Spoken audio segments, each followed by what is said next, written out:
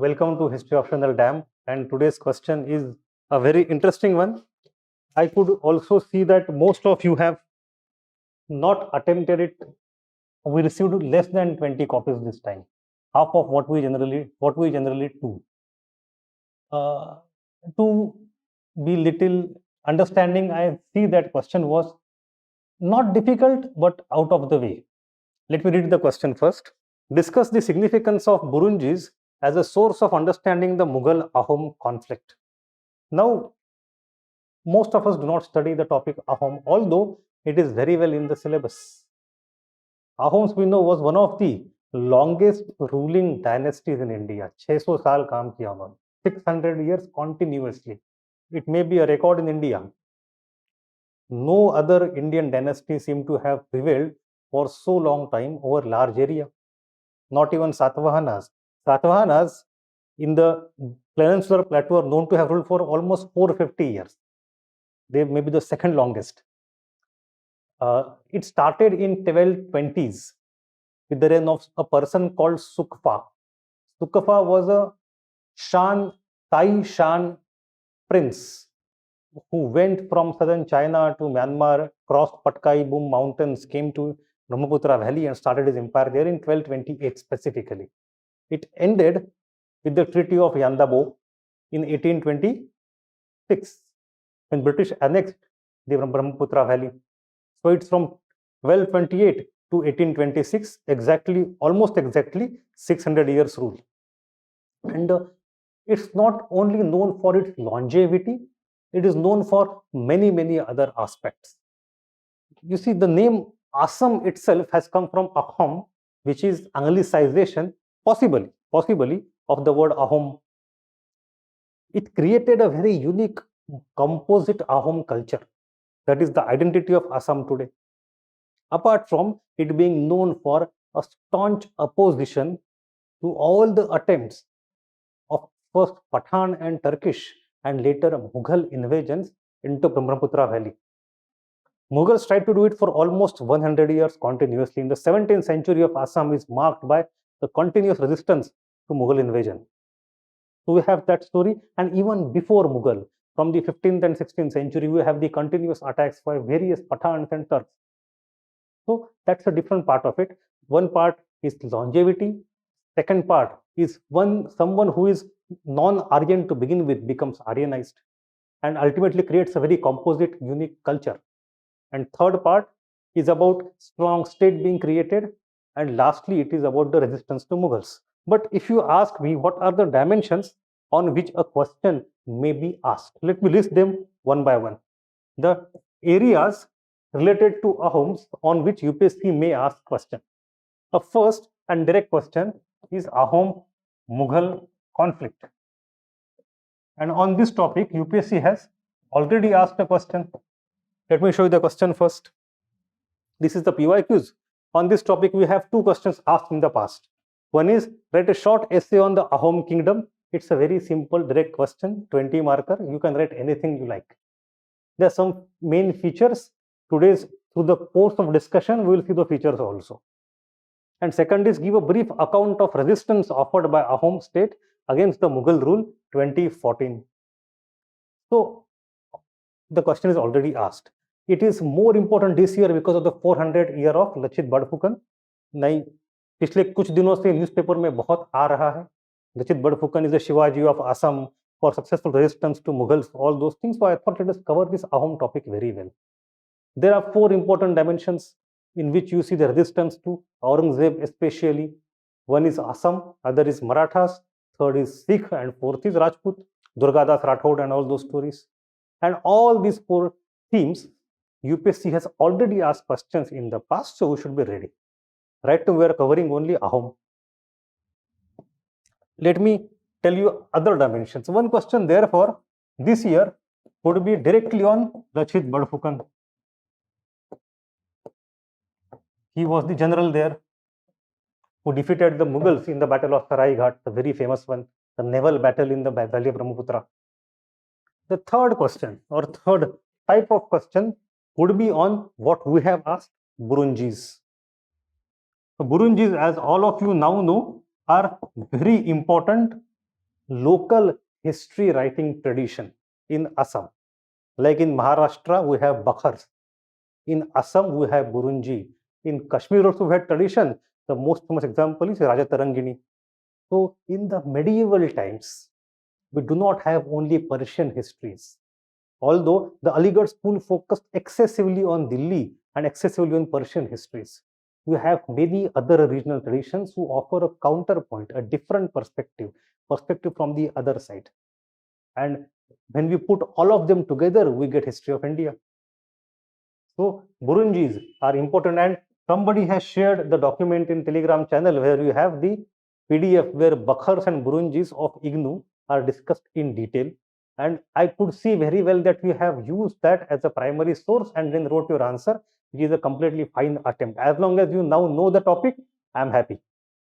The fourth possible dimension would be from Bhakti, that is Srimanta Shankar Dev. और if you ask an Assami, Himanta हंकर देव. स को ह कहते हैं असमी में, अहमी, अहम, असम, स becomes ह becomes sa. So Shankar Dev was a very important Bhakti saint, Vaishnavite Bhakti saint of 15th, 16th century. And he is the one who went into Brahmaputra Valley, and all his contributions in the creation of something called Neo-Vaishnavite movement are important. Sattariya tradition starts from there. Kirtan Ghosh, Naam, Ghar, all these things come from there. His very famous book and all those, many things are there. So his contribution, and therefore in connection to that, Bhakti movements in Northeast. We will see his role in the historical context. We will not go into facts of Srimanta Shankar Dev and Borgit and Ankya Nath, etc. But we will see the historical context in which Shankar Dev is important in some time. Then we have a next topic, and that is Ahomization. Now this topic, to be very honest, I do not expect a question because it is not Assam State PCS. It is UPSC. So this topic would not be directly asked. But you should be aware of the role of Bhakti movement and state formation going hand in hand. State requires one ideology to unite all the people into one cultural idiom. Bhakti is used for that. And we have something called as Ahomization of the entire Brahmaputra Valley, where various tribes are residing. The process is long enough, but it is an important thing. Then the sixth point is administration. Now, here also, I do not expect a full question of 10 marker on Assam or Ahom administration, but if UPSC repeats the question, write a note on Ahom state. In that case, you have to write at least a few lines on Ahom administration, without which you cannot write an Ahom state. And there are certain very unique things. You do not need to go into details at all. Without going into any detail, you can still write an answer if you know hardly 4 or 5 keywords. So we'll discuss those also. And then you have architecture. When we study Nagar Shaili, Nagar style of architecture, one of its sub-branches is Bengali style, and very highly influenced from that we have ultimately Assami style or Ahom style of architecture. Although on this point also I don't expect a question. UPSC long back had asked one map point in Northeast about Gupta era temple, that was Dah Parbatiya. If you go to Dah Parbatiya, it was a site that UPSC asked a few years ago. It is the only and a very significant site in Brahmaputra Valley where you have found a door frame of the temple is gone, only stone door frame has survived. That is from Gupta era, but deep inside Assam.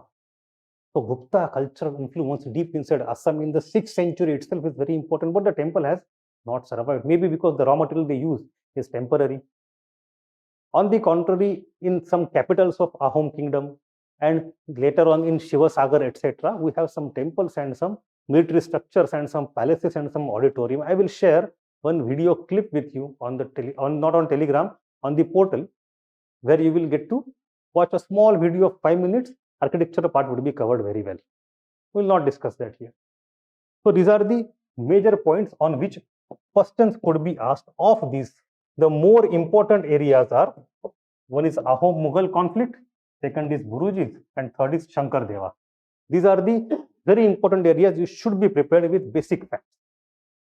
Now, before going to our question today, what I will have to do, because I could see in your answer that you have written roundabout correct facts, but they displayed a kind of ignorance about history of northeast of India.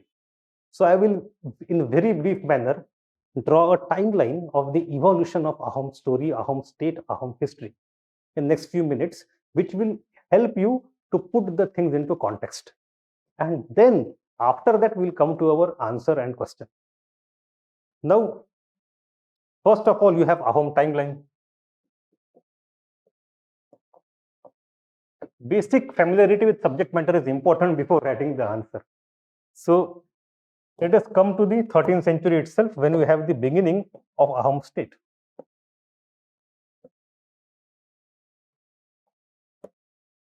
The first is you have the founder called Sukhfa. The names are little different. I will be very honest with you. When I used to study Ahom state many years ago, I used to get very confused for 2-3 reasons. I am not from Assam. I do not know the local geography, Bharali River or some other place, Sadia River, and this place and that place. So geography becomes very difficult for you to understand what is going on in history. When you say Ahom-Mughal conflict going on, kahan pe khade hai, pata hi nahi chalta. The second problem is the language. Lot of technical words come, Bad Fukan, Bad Gohain, Bad Patra Gohain. I don't understand initially what this, now they are very obvious. But these are the initial barriers which you can cross very easily. Once you cross them, you understand it is a very easy and important topic. The first king is king called Sukhfa. Now, Sukhfa was from actually Thai people, Thai. These people, he was a prince of that Thai community, and Thai people were a branch of Shan people. Although they originally came from Thailand, they later on went to southern China, established a state there. There they had some dispute. So one branch of that, originally Thai, then southern Chinese, he came to India, crossed Patkai mountain, came into valley and established the empire. So he is the founder. His exact era is 1228 to 1268. Sukhfa. Now, he suppressed many landlords. They are called as Bhuyans there. He assimilated many tribes like Sutiyas and Kacharis, etc. And then it's a beginning. 13th and 14th century is the phase of the beginning. So 13th and 14th century is the early state or early Ahom state. And in that we have 2-3 important kings. Then comes his son. His name is Sutefa. Sutefa. Now, Sutefa is the one who defeated and assimilated, especially Kacharis. They were defeated, assimilated. Afterwards comes Sukhengpa. Now, these names are difficult initially for us because we have never seen them in the past. Otherwise, you do not need to remember. I will tell you what to remember also. Sukhengpa. By the time of Sukhengpa, he came into 1293 till 1332. By this time, in the upper Brahmaputra valley, Ahoms have become paramount power. What do you mean by upper Brahmaputra valley? Today, the eastern half of Assam. That is what I mean by that. At that time, Guwahati was not under their control. There is a different region there. They're in the eastern half of Brahmaputra valley, Assam. Okay. Of these 3 kings, the first one, Sukhfa, is important. You should remember his name. That's all. Then comes the next phase, second phase, where you have something called as expansion and consolidation.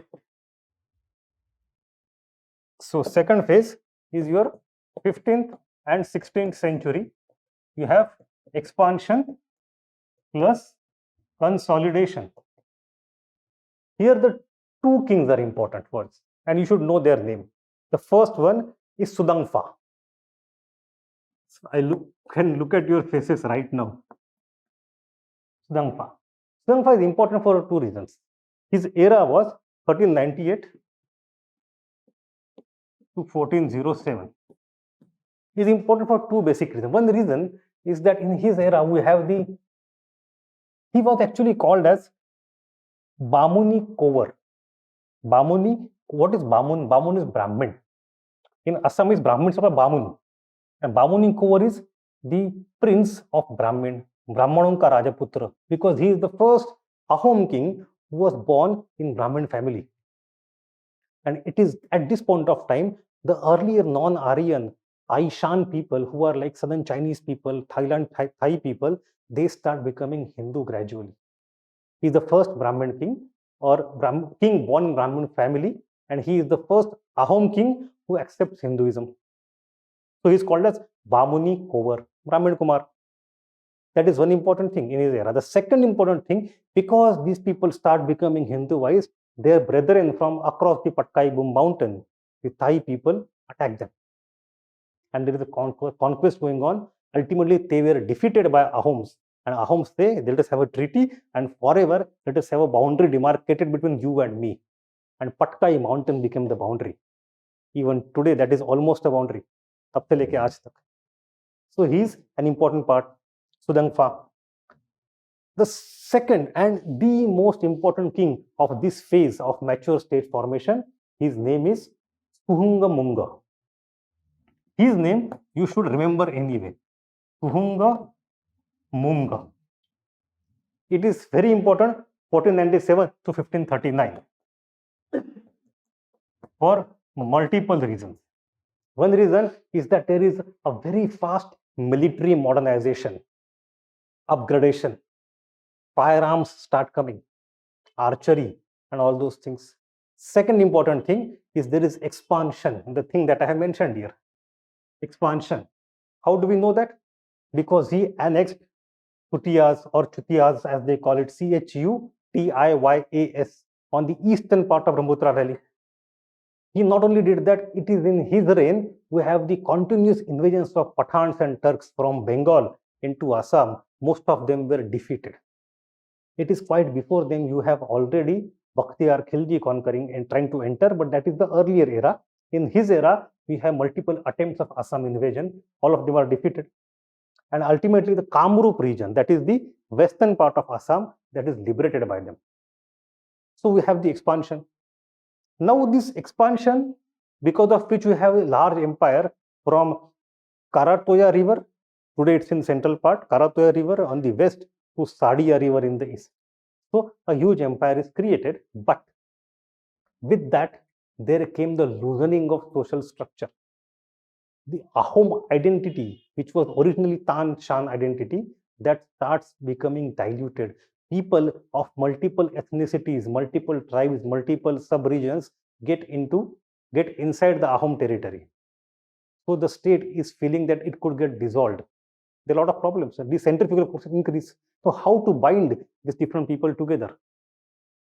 How to bind this diversity together? You can diversity को आपको एक ही चीज कर सकते हो to create unity in diversity. And how to do that? It is in his era we have the arrival of Shankardev or Hankardev. So you have the Hinduization process, and along with that we have Ahomization. All the northeast valley people start getting Ahomized. And we have multiple things at that time. For example, you have first thing, Shankardev and his neo-Vaishnavite movement, where you have no importance for caste system. Bhakti is used. It's a social reform movement to unify all the people.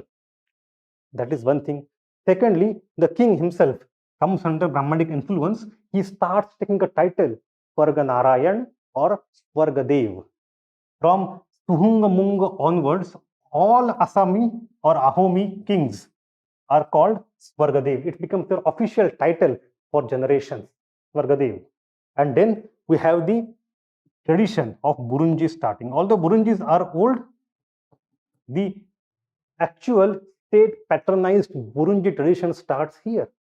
In Burunji, there is a lot of emphasis given on Brahmanic origin of the Ahom kings. The language now they are starting to use gradually is Assamese language of common Hindu people and not of the Chinese and Thai people. Not the old language, Ahom language, but Assamese language.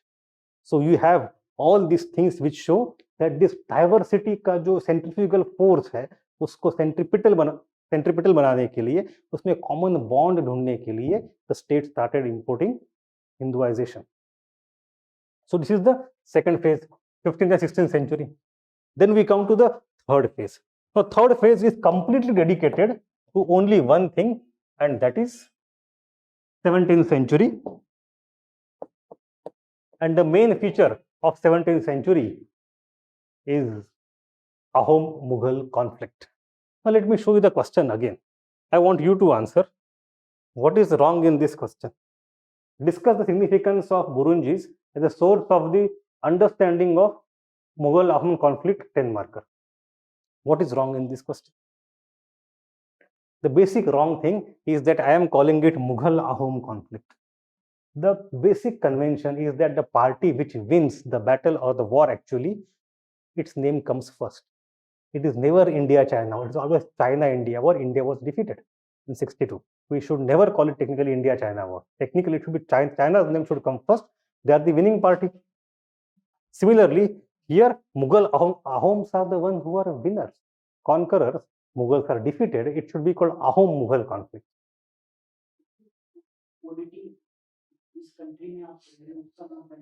Country तो कोई है नहीं यहाँ पे. नहीं, generally global international term यही है कि जो जीता उसका नाम पहले आता है. अब हम इंडिया में है तो हम अपना नाम पहले लगाए तो अलग बात है, ठीक है, but that is not how it should be. तो यहाँ पे मुगल अहोम नहीं होना चाहिए, Ahom Mughal, Ahom are the winners. But anyway, we should call them Ahom Mughal, not Mughal Ahom. But anyway, we can use them interchangeably. Now, what are the causes of Ahom-Mughal conflict? If the question is asked, the first thing is that you understand Mughals are imperial power. They have imperial ambition. आप notes लेंगे sir चाहो तो. Imperial power and imperial ambition for expansion. So it keeps expanding towards periphery further and further. Now they have already conquered Bengal. They have already about to conquer Assam. होगा ही, सीधी बात है, ambition है. It cannot be seized. The second reason is perhaps Mughal were looking for the direct trade contact with China through land. So that is a possibility. The third reason or third possible cause is the demand of these commodities. You have elephants, you have lac as they call it. You have lot of forest commodities. For example, you have gold, even the musk, M-U-S-K, musk. All these things are available in abundance in Assam. If you see, many of the conflicts were triggered also because of some trader going to Assam, the trader being not very well respected, or he was not given extra concessions by the Ahom king, and all this triggered the consequences which led to war. ऐसे भी हुआ है. We even have the names of those traders. But anyway, trade was an important aspect. And then you understand that Koch Bihar, you know Koch Bihar, you have C-O-C-H, Koch Bihar. At that time, it was called Koch Bihar, K-O-C-H. So Koch Bihar, Koch region was now conquered by the Mughals. So for the first time in history, Mughal and Ahom boundaries एक दूसरे से भिड़ रहे थे. They were touching each other, Mughals and Ahoms, for the first time. So because of all these things, we see, let me switch it off. Because of all these things, these four causes, you have the conflict. So conflict did not start suddenly, conflict did not end suddenly. It went on almost for 1 century, starting in 1616 and ending ultimately in 1682. In 1616, we have the first battle of Samdhara. Battle of Samdhara. In 1618, we have second battle at Hajo. These are the places there. Ultimately, we know sometimes one power had upper hand, sometimes other power had upper hand. Ahoms were never fully defeated, but they could not defeat Mughals also considerably very easily, because Mughals are very powerful. They have a lot of resources from rest of India. They get defeated, they bring new resources. They get defeated, they bring new resources. तो Ahoms के लिए आसान नहीं था. छोटी सी power है वो मुगलों के सामने. लेकिन they kept defending. Sometimes they had tactical withdrawal, then they come back. Same thing happened here, Samdhara and Hajo. Ultimately, both sides realized that there is no point going further. Let us have a treaty. So we have the first treaty. That treaty is called as, okay, name is difficult, doesn't matter. We have peace treaty between two people. First is Allah Yar Khan on the Mughal side, And on the Ahom side, you have Momai Tarmuli Barbarua. Momai Tarmuli Barbarua. And with this treaty between the two people, they decided that Bor Nadi or Bad Nadi, BAR, Bar Nadi or Bad Nadi as they call it, will become the boundary. Today it's on the east of Guwahati, not on the west of Guwahati. Bad Nadi will become the boundary. That is the treaty. Now, interesting thing about this first round, this is the first round of Mughal invasion. यहाँ पे दो important चीजें हैं. पहली बात, you have a person accompanying the Mughals, and his name is, okay, where is that name? Even I tend to forget his name. His name is Alauddin Isfahani. Alauddin Isfahani or Isfani. He wrote the book Baharistan A Ghayali. Baharistan A Ghayali. This book is one of the two important books. Baharistan A Ghayali. He was the eyewitness to the devastation of Mughal forces there, about which he has written in detail. So on one side we have Burunjis being compiled. On the other side we have Persian chroniclers also writing the same things as eyewitness. So we have the both. We can corroborate them while writing history. So two Persian chronicles are important. One is this by Alauddin Isfahani at that time. Now the second important thing about this era or this first round of debate is Pratap Singh. Because the previous king has become Hindu, now we have the names which are Hindu names. Pratap Singh, or they call Pratap Singha.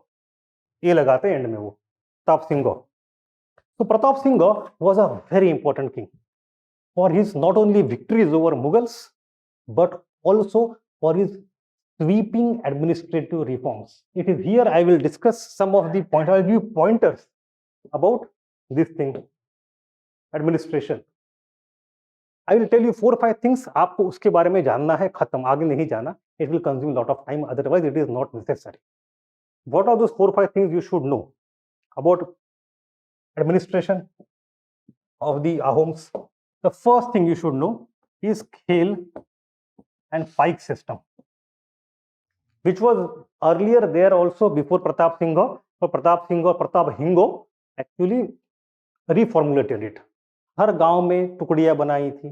Tax आपको collect करना है as a state, but there was no monetization at that time. They did not collect tax in money, rather they collected tax in the form of forced labour, and everybody in the village had to provide certain amount of forced labour. अब गांव अपना देखे कैसे करना है, तो वो forced labour जो था वो पाइक था. So Khel was a unit, Pike was a sub-unit. By rotation, 20 people would keep coming and serving the king and military or in some other work. That was the kind of serfdom. It was not serfdom, it was tax collection. Entire Ahom society can become military if they want. Everybody is serving at some point of time. You see, मुगलों के खिलाफ मुगल तो पैसे लेके आ रहे हैं, लोग यहाँ से लेके आ रहे हैं. अहोम के पास क्या है? Entire society is militarized because of such kind of system. But anyway, it's a kind of forced labor. The second thing you should know is Sadghariya system or Sadghariya system. Sadghariya is 7 houses. 7 houses were 7 houses which were determined कि ये राज करने वाले हैं. This is the higher level nobility. Sadghariya. Then you have Patra Mantri. This is the most important thing. If you ask me 2 important things, then one is Pike system and other is Patra Mantri system. Patra Mantri. See, when Ahom came, it is the first king Sukhfa. He created 2 offices. Name of the first office was Bad Gohain and other was Budha Gohain. I think I need to write these things down. Bad Gohain and Budha or Bura Gohain. I think you know this surname Bad Gohain now. Lovelina Bad Gohain, bronze boxing 2020, right? Bad Gohain. It's a post. These are the 2 initial posts which were existing since the time of Sukhfa. They were given territory and they were given power. Gradually, after some time, one king added new more post called as Bad Patragohen. Bad Patragohen. They were also given some territory and they had some judicial, executive and other kinds of function. So these three were offices that existed before Pratap Singh. Pratap Singh added two more offices and they were Bad Fukan and Buda Fukan. So when we talk about Lachit Bad Fukan, it is the office Bad Fukan. So we have, I'll just write now one name, not the Bad Fukan and the fifth one. Now, Bad Fukan is therefore an office which rules through family over the western part of Assam, which boundaries with Sikkim or even Bhutan or Bangladesh today or West Bengal. And it is this area from which you have the invasions of Mughals. So Bad Fukan is in charge of that region's military, army, judiciary, executive, everything. So he has to defend. Therefore, Lachit Bad Fukan, name is Lachit, his post was Bad Fukan. ठीक है, समझ में आया?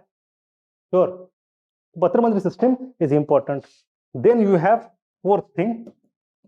Its name is Posa. Now, Posa is a kind of payment you give.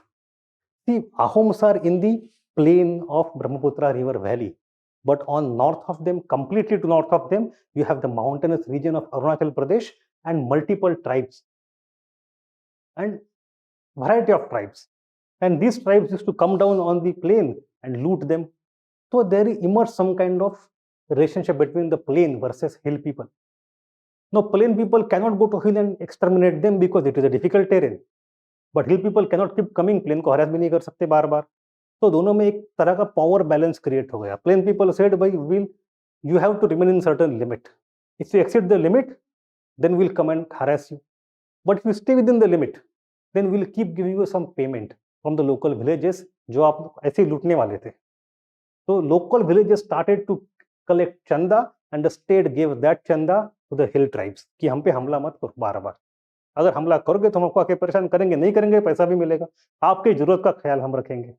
Because it's a check bet. Nobody can defeat another person completely and everybody has requirements. That kind of system of payment is called Posa payment. British continued that. Punitive expedition भी किए थे and ये भी किया था Posa payment. And then you have Kotoki system, last thing. Kotoki. Kotokis were officers, they were actually ambassadors and diplomats. You see in Arunachal Pradesh, you have a lot of tribes who do not have any linking language, they have only spoken languages. And the Assam king, Ahom king, used to have a relationship with each of the tribe, not directly through a diplomat, and those diplomats were collectively called as Kotokis. And they used to be intermediary between tribes and the Ahom state. And by appointing diplomats, tribes were controlled through persuasion by the Ahom kings. So वो frontier policy भी एक तरह से उनकी है. So these are the, otherwise we have the kingship. King is called Swargadev or Swarganarayan and it is getting Hinduized. He has his ministers. All other things are, everything else is of a normal thing. But what is specific in administration of Ahom state? You talk about this 1, 2, 3, 4, 5 things, your answer will be perfect. Now even NCERT of class 7, our pasts and also themes of medieval India of class 11, 12, both of them mention about this thing. Patra Mantris are mentioned. Scale and pike system is given in one complete paragraph by NCERT. तो अगर UPSC पूछे भी administration, then people will suddenly go and say, अच्छा है तो दिया था NCERT में. So I just wanted you to have a complete view of the specificities of this. Don't go into much more detail. Okay. But come back to our Mughal-Ahom conflict. The first round was Battle of Savdara and Battle of Hajo, in which you ultimately reach Bad Nadi as the boundary. Now what happens is that after a gap of few years, Shah Jahan becomes ill. Once Shah Jahan becomes ill, there is confusion who will become the next king. And there are internal battles going on for the succession between Aurangzeb, Shuja, Murad and all those things. Taking advantage of that confusion, Ahom people now reconquer the area they had lost to Mughals here. So you have that as a trigger for the second round of the Mughal-Ahom conflict. At that time, immediately after that, Aurangzeb becomes Badshah, and Aurangzeb sends Mir Jumla to punish and conquer Ahom state. So second phase is under generalship of Mir Jumla sent by Aurangzeb. Now, what does this person do? He comes in 1662, and actually the very next year he dies in 1663. But in 1 year, he was a very capable general.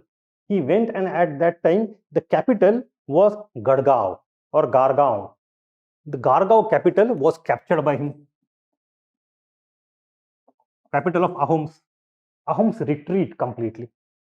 And then they wait. They wait and they wait and they wait because they know कब तक रहोगे यहाँ पे, बारिश तो आएगी, फिर क्या करोगे? You are long away from your station in Bengal. Once the rain comes, these people get isolated, supply lines are cut off, and then Ahoms come and pounce back and harass them and hound them back towards their original home. So within a year, that attack is gone. But as long as Mir Jumla is considered, he was very capable general.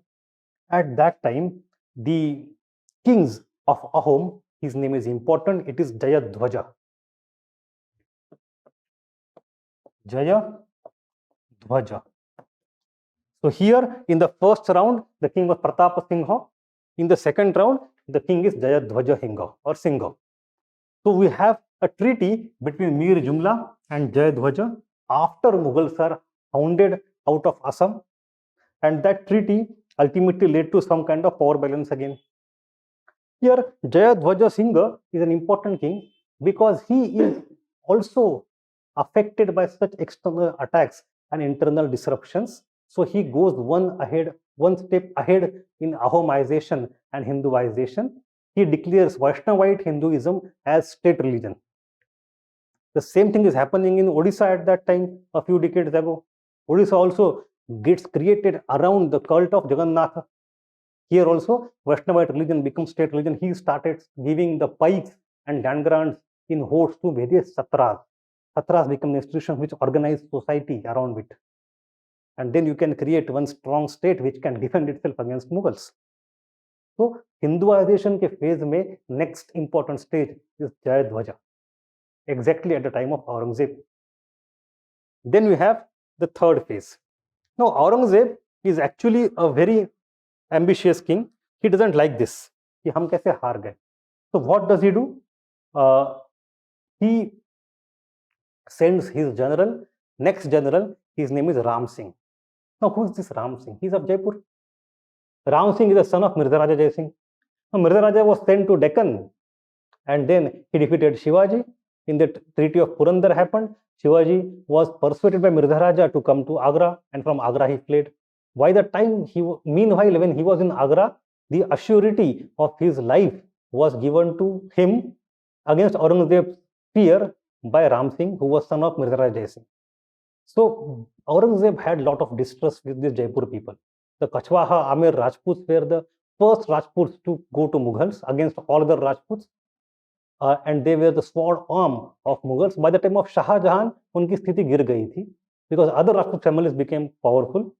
By the time of Aurangzeb, he started distrusting all of these people. So Ram Singh was sent by Aurangzeb with a huge army to reconquer all this Kamrup region and go and invade Ahom. So Ram Singh now comes. So we call them third phase, that is Raja Ram Singh, sent by Aurangzeb. And he is the one who is defeated in a very ignominious fashion in a naval battlefield by Lachit Badphukan in the Battle of Sarai Ghat. Actually, he was not intending to go by river.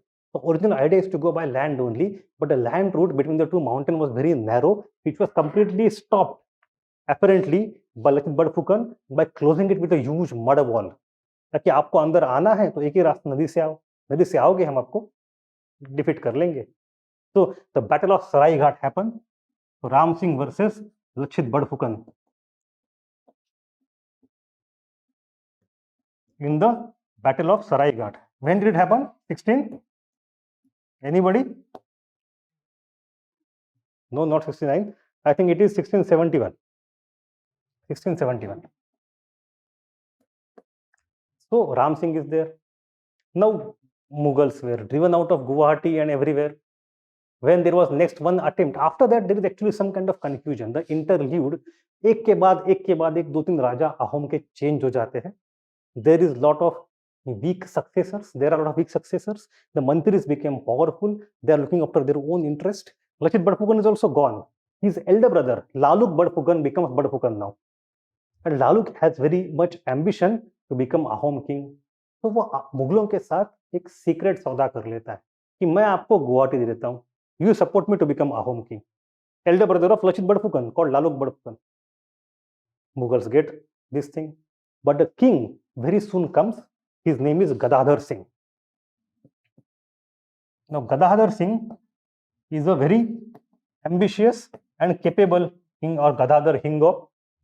I like that Hingo shabd very much. Gadadhar Singh is a very capable person.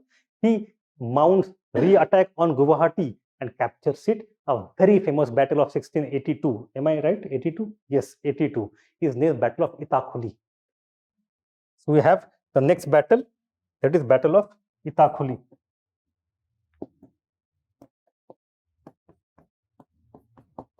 (1682). This was the final defeat of Mughal. इसके बाद मुगल लौट के कभी नहीं आए, खत्म. Itakhuli.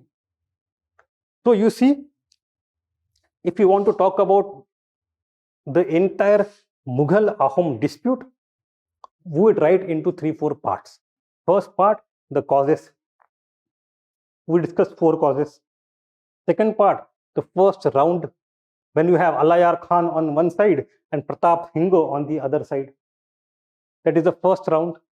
The second round is when the Kamrup was reconquered by Ahoms and Aurangzeb sent retaliatory measure under Mir Jumla.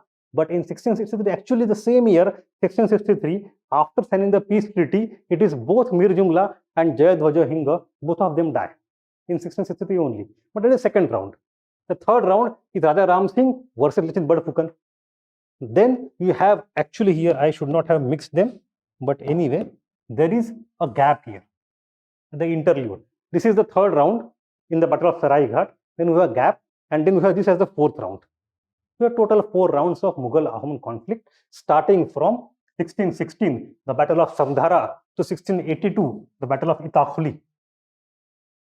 Almost एक सदी चली गई, and almost everywhere Mughals had temporary victory, and within a year or two they were ousted again. So it was a very difficult century for Ahoms, but Ahoms ultimately emerged as victorious.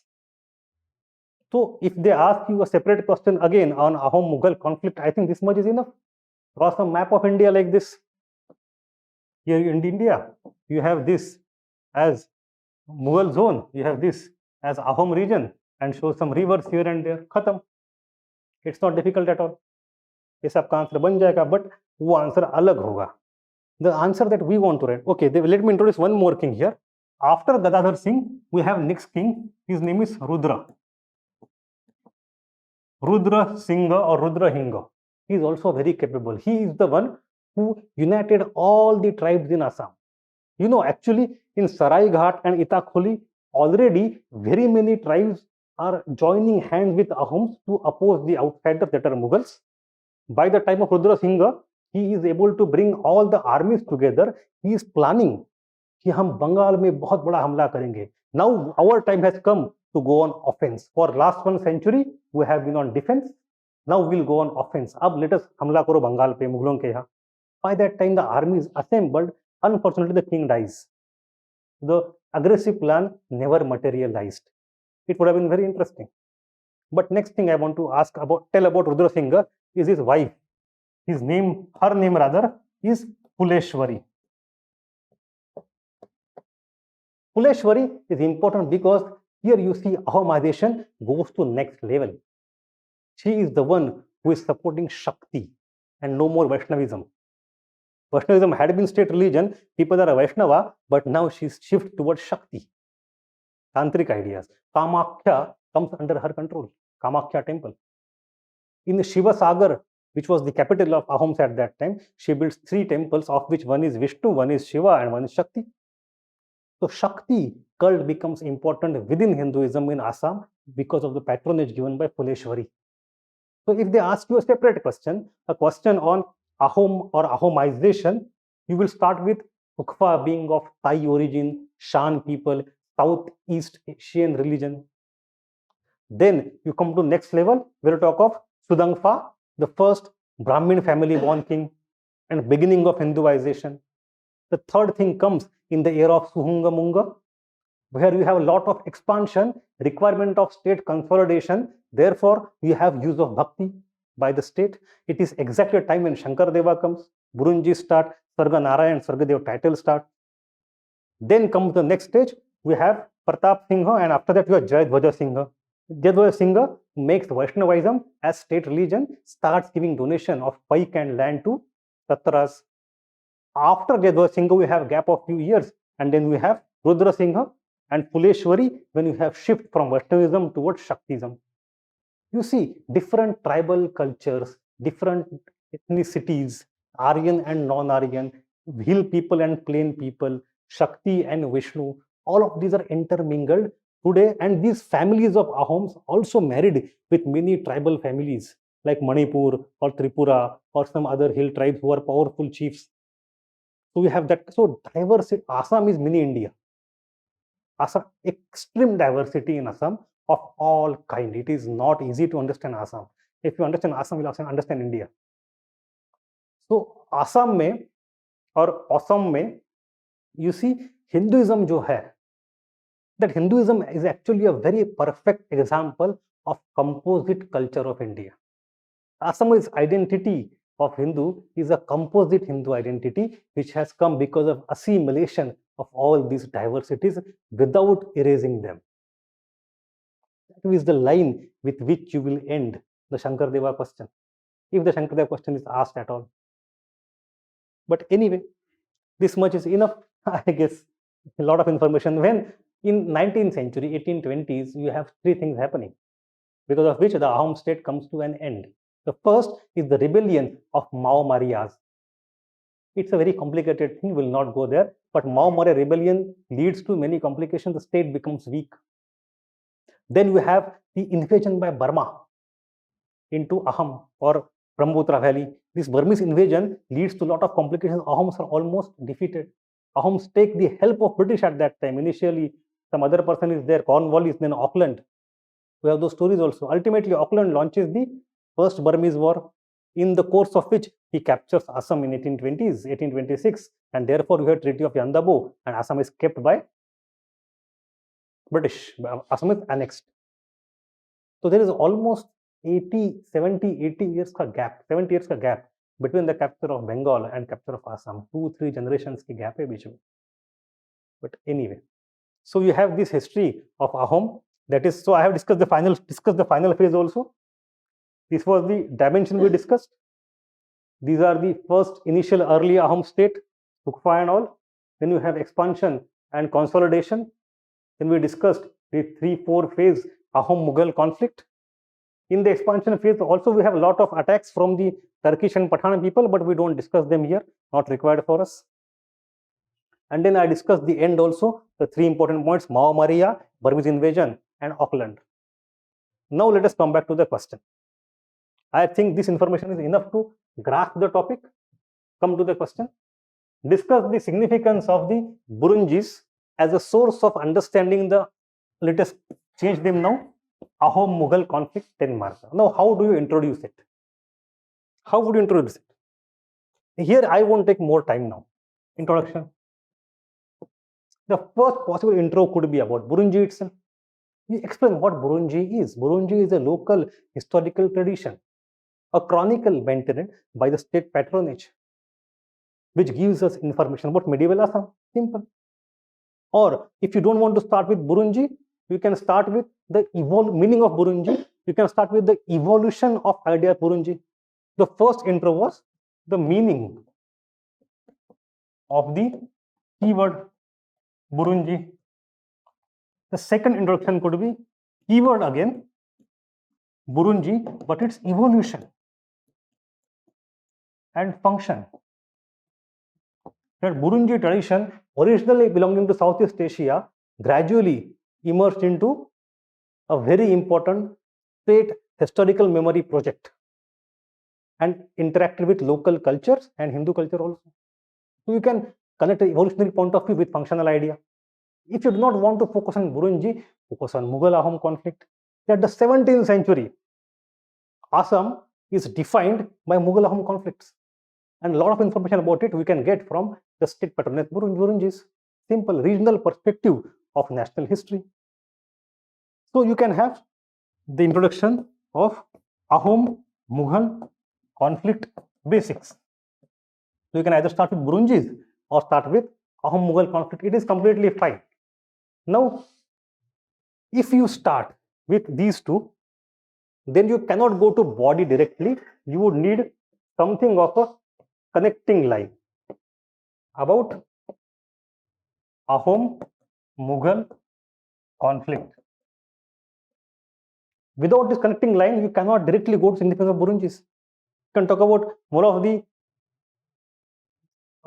from, let us say, 1618 only to 1682. I think 1617 ना, तो कब था वो battle of सत्यधारा? Year क्या था सत्यधारा का? देखो तो एक बार, 1616 में भी, 1616 सॉरी, 18 का तो शायद वो हाजो वाला था, सत्यधारा 1616. 1616 to 1682, it's almost a century. Introduced with that. Ultimately, all the attempts of Mughals to invade and conquer or annex Assam failed due to valiant resistance offered by Ahoms. And information you get from Burunjis, simple. Now, significance. The second part of the answer would be main body. In main body, you have significance of Burunjis. Here, you are not required to know a lot about Burunjis. You can write what you know about Ahom-Mughal conflict and then just cite the examples of Burunjis. Simple. For example, what do you know from Burunjis? I can know battles, their date and place. I would know army preparation. I would know navy. I would know weapons. I would also know diplomacy. I would know contribution of other tribes. Bas, what else do you need? You also know treaties, peace treaties. You would know the heroes, the generals, kings, leaders. You will get to know all these things of important battles and name the 4 battles. Satadhara, Hajo, Saraighat, and Itakuli. Samdhara, not Satadhara, sorry, Satadhara is a port, correct. Samdhara, sorry. Samdhara in Bengal, that is in Bengal, Bangladesh rather. Samadhara, Hajo, Saraighat, and Itakuli. Mention karo. If you want, mention Ali Ar Khan or mention Mir Jumla, Raja Ram Singh. On the other side, mention Rachit Badphukan, mention Laluk Badphukan, mention Pratap Singh, mention Jayadhwaja, Gadadhar Singh. नाम डालो, खत्म. कहानी वही लिखनी है. But if you want to write in analytical fashion, then you know all these things. If you want to make it more analytical, it's not at its end of it. You can talk about specific names of 2 of the Burunjis, which most of you have mentioned correctly. One is Kamrupar Burunji, Kamrup, so Kamrupar Burunji, and second is Patshahi Burunji. These are the 2 important Burunjis which give us a good detail of ideas about these battles. For example, it is the Patshahi Burunji which talks about the Battle of Saraighat and the valiant resistance offered by Lachit Badphukan.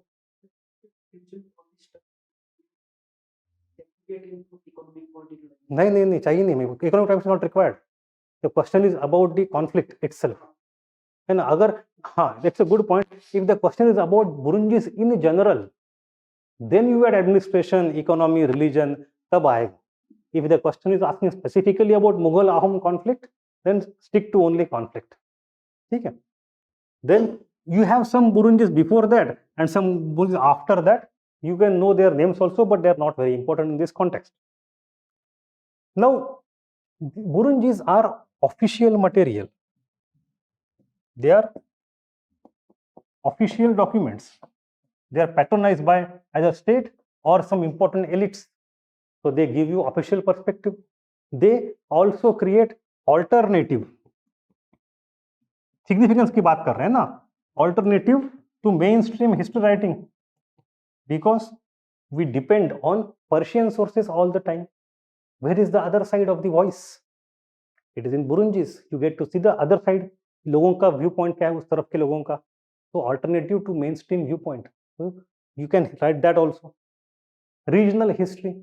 Now, when you are asked to write about significance, you also write about the limitations. कमी क्या है? If the question is very much about critically analyze, then you focus more on limitation. In this question, where specifically significance ही पूछा है, so one line is enough. Don't go into details of the other side. One line or one paragraph is enough. But if at all a different question is asked in which you have to go to the other side more, then let me give you some points. That firstly, limitations. Not in this question very much. एक दो लिखो चल जाएगा.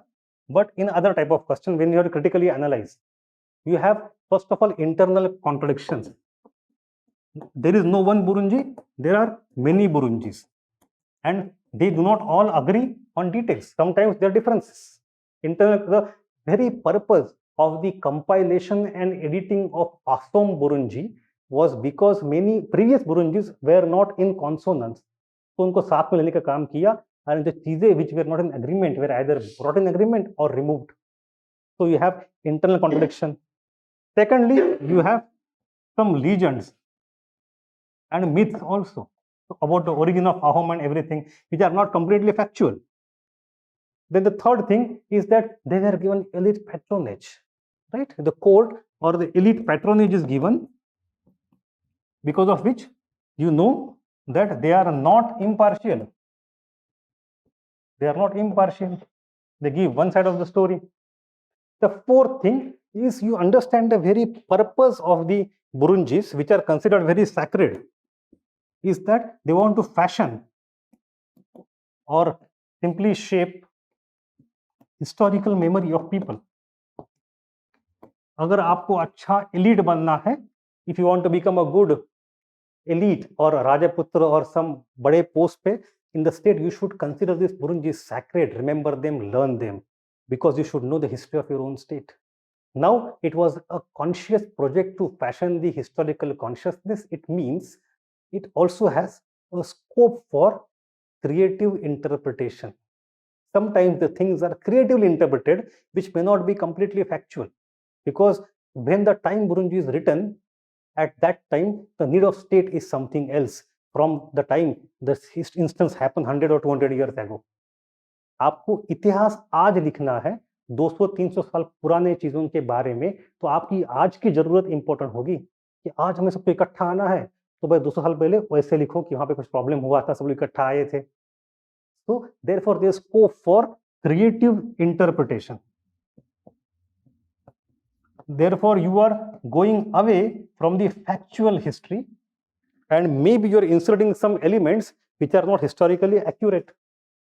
There is actually one more point which I think would be difficult for you to write here or in any question, but understand that when Burunjis were compiled finally after the arrival of British, and then they were studied, critically analyzed, edited and published, sometimes by British officers, sometimes by American Baptist Mission, and sometimes by Indians who were trained in Western history writing.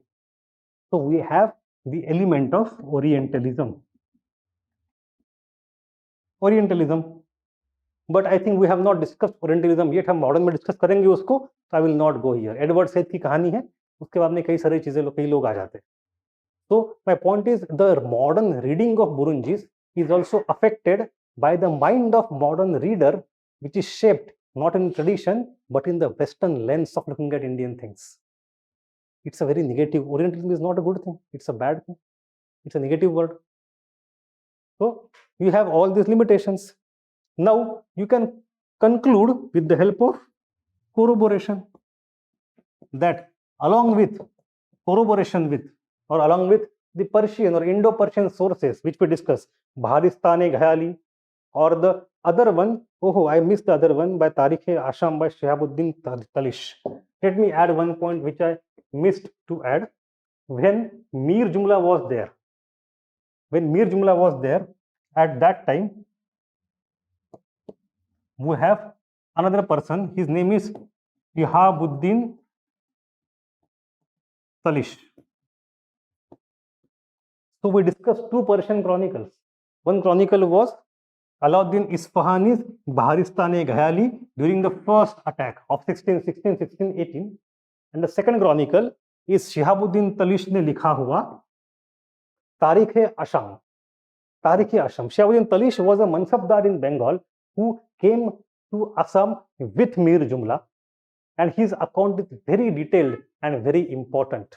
He talks about Ahom culture, society, geography in details, along with how the Mughal forces were completely routed out and उनके सैनिकों की कैसे वाताहत हुई पूरी तरह, उसने वो भी लिखा है. तो we have two important Persian eyewitness sources. One is Alauddin Isfahani and second is Shihabuddin Talish. So in the conclusion, you can write about them that with corroboration, in corroboration with these two things, we get a complete viewpoint. Simple. Or you can even say that it is a very important evidence of regional historical project, which has created regional historical consciousness for us to understand. कुछ भी कर सकते हो पंजुल, कोई दिक्कत नहीं है. Yes. Historical documents, history writing, chronicles. Vedas are not historic. Vedas are not history writing. Burunjis are history books. I mentioned no particular names. We have discussed two names of the book specifically. One was Kamrup और Burunji, other is Patshahi Burunji. यही तो दो नाम लिखे हमने दो specific किताबों के, है ना. There are some Burunjis before that and some after that, but they are not relevant for 17th century much. So these two Burunjis are very important, especially Patshahi Burunji. These Patshahi Burunji written actually पता है मुगलों का conflict खत्म होने के थोड़े समय के बाद 5-10-20 साल के अंदर अंदर लिखा है. It is relatively or it is near contemporary. It is not completely but near contemporary. So it is more important. ठीक है. I think this topic is quite clear in detail. I hope that you would be able to. Lachit बड़फुकन तो ऐसे भी cover हो गया, बुरुंजी भी cover हो गया, अहोम मुगल कॉन्फ्लिक्ट खत्म हो गया, Lachit, बुरुंजी, Shankardev I have not discussed. Do it on your own.